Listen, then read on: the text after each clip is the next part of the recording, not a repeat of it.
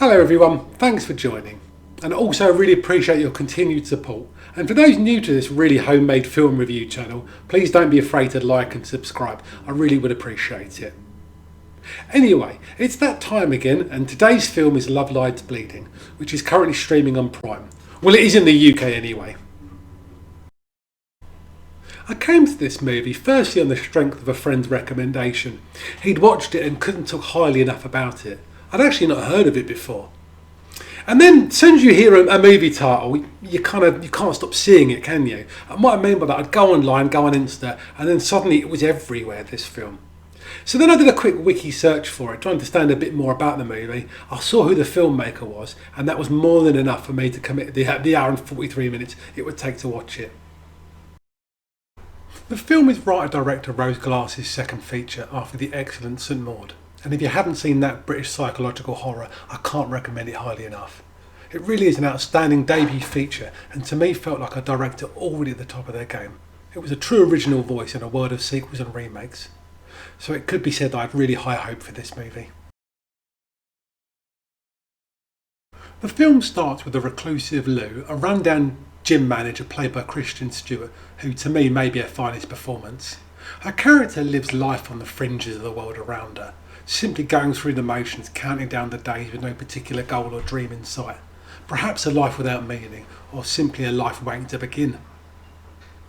It's not long into the film that her world is quickly turned upside down when her gym gets a visit from Jackie, played to perfection by Katie O'Brien, who's an ambitious bodybuilder heading through town to Vegas in pursuit of her dream of competing in a bodybuilding competition. Their eyes meet across the gym and soon they're in bed, sharing both an intense physical and emotional love affair. But obviously the happy days can't and don't last, as their love for each other soon ignites violence, murder and mayhem, fueled in no small part to steroids, which pulls them deep into a web of Lou's criminal family. Now, like all the best stories, this film slowly unfolds as the stakes rise with each scene, as bad choices are made one after the other that push the narrative towards a frantic, bloody and you could say absolutely bonkers conclusion. There aren't many films that this could be compared to, as it does to a degree use the same style and tactics of familiar lovers on the road kind of style films, Thelma and Louise, California, Natural Born Killers, to name just a few.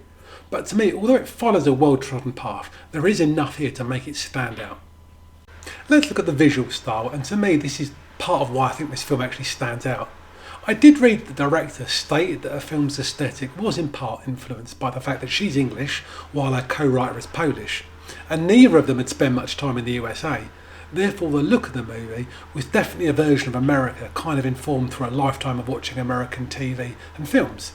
So it kind of gives the film a slightly heightened reality setting, which in turn allows the filmmakers to make really bold choices, especially in the final third, as the narrative kind of takes a surrealist turn.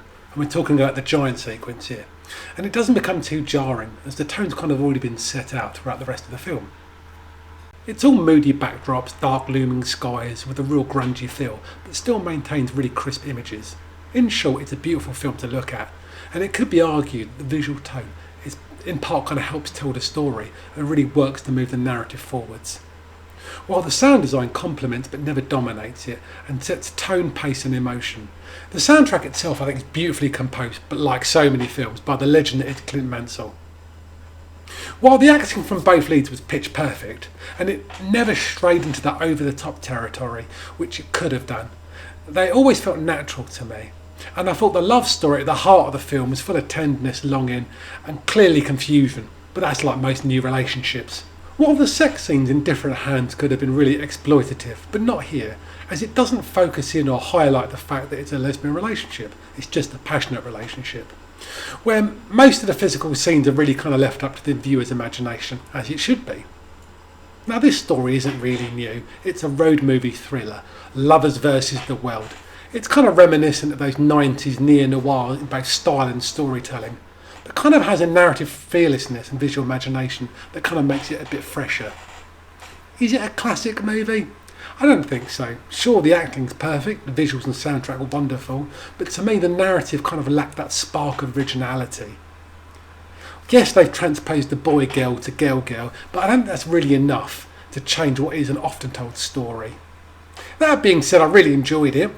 I think I'd watch it again.